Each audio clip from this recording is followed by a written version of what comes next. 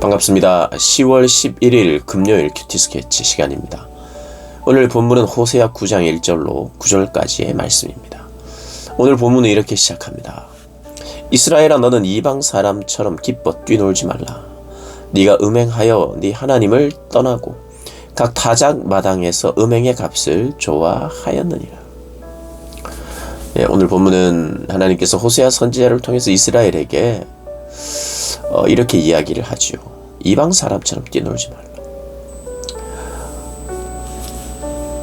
뭔가 곡식을 거두고 좋아할 만하죠. 좋아할 만한 일이 생길 수 있습니다. 근데 이방 사람들처럼 그들이 뛰놀지 말라는 거예요. 음행해서 하나님을 저버려서 얻은 것 때문에 너희들이 기뻐할 수 있느냐라는 이야기죠. 음행의 값으로 얻은 것, 그것을 좋아할 수 있겠는가? 물론 이스라엘 백성들에게 하나님은 필요할 때, 그들이 원할 때 하나님 주셨어요. 또 하나님 때때로 늦게 주시는 것 같아도 가장 정확한 시간에 주시는 분이세요. 의미가 있고 뜻이 있어서 이스라엘 백성들이 순종하기를 원하셔서 생각보다 늦게 주실 때도 있지만, 하나님은 참 필요할 때 우리에게 또 알맞게 주시는 분입니다. 근데 이스라엘 백성들이 하나님을 저버리고 바알을 따를 때, 이방신들을 섬기며 그들과 어울려 살고 음행하며 살 때 때로는 잘된 적도 있습니다. 그러니까 하나님에 대한 신앙의 어떤 정조를 지키지 않을 때가 있었던 거죠. 그 절정이 바로 오늘 이 본문이죠. 그래서 결국에는 기대했던 풍요가 그들에게 주어지지 않습니다. 아무것도 남지 않아요. 결국엔 하나님은 그들이 가장 원하고 필요했던 것, 그것을 주지 않습니다. 그리고 오히려 그 반대의 것을 주시면서 하나님 자신을 드러내시죠. C.S. 루이스는 이런 이야기를 했습니다. 죄에 대한, 또 세상에 대한 유혹이 내가 세상에 대한 욕구가 점점 더 적어지기를 원하기보다는 하나님에 대한, 거룩에 대한, 선함에 대한 욕구가 강하게 일어나는 것이 중요하다.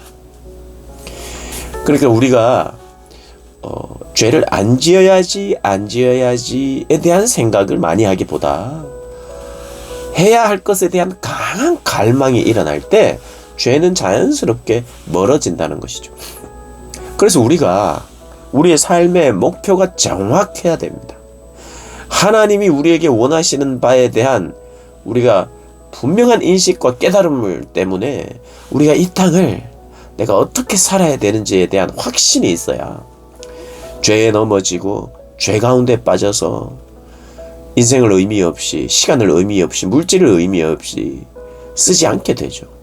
물론 사람이 연약해서 분명한 목표를 잡고 그것을 위해서 일한다고 해도 우리가 넘어질 때가 있는 건 사실입니다. 그러나 우리가 추구해야 될 것이 하나님의 뜻을 내가 자꾸 발견하고 그것에 대한 강한 열망을 가지도록 기도하고 하는 것이 더 중요하다는 것입니다. 이스라엘 백성들이 하나님을 찾았어야 돼요. 하나님을 찾아서 하나님의 뜻이 무엇인지, 하나님의 원하심이 무엇인지 정말 물어가면서, 깨달아가면서 그것을 위하여 적극적으로 하나님 앞에 간구하며 그런 열망으로 타오르게 해달라고 기도하면서 살아야 하는데, 그렇게 살지 않고 그들의 목표는 풍요였습니다. 풍요. 그러니까 풍요만 얻을 수 있다면 죄를 사랑할 수도 있어요. 풍요를 얻을 수 있다면 하나님의 뜻도 그렇게 궁금하지 않아요. 이스라엘이 그렇게 살았던 것입니다. 그러나 결국에는 절기 때에, 추수 때에 아무것도 거둘 수 없는 그런 상황이 되어버린다는 것입니다. 결국에 포로가 되기 때문에, 나라를 잃어버리기 때문에, 내 땅이 없기 때문에 어떻게 초막절과 같이 추수를 내가 기대할 수 있겠습니까? 너희들 기대할 수 없을 것이다. 아무것도 남지 않을 것이다. 를 이야기하는 게 오늘 본장입니다. 절기를 지킬 때 누가 같이 있습니까? 절기를 지키고 사람들이 모일 때 누가 인도합니까? 제사장들이죠. 그러나 그 제사장들이 그런 역할을 할 수 있는가? 할 수 없어요. 나라가 망하는데.